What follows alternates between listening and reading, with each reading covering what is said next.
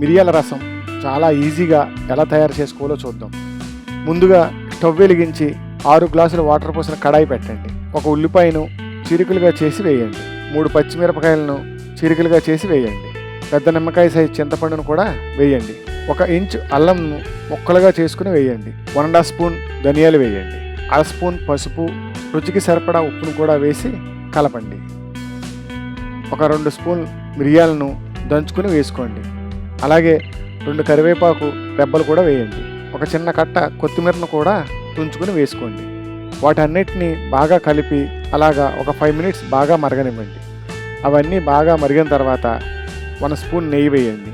1/2 spoon మెంతులు, 1/2 spoon జీలకర్ర, 1/2 spoon ఆవాలు, 6 ఎండుమిర్చి, కొంచెం ఇంగువ వేసి ఫ్రై చేయండి. ఇప్పుడు ఈ తాలింపంతా రసంలో వేసి కలపండి. అంతే అండి, గుమగుమలాడే మిరియాల రసం రెడీ.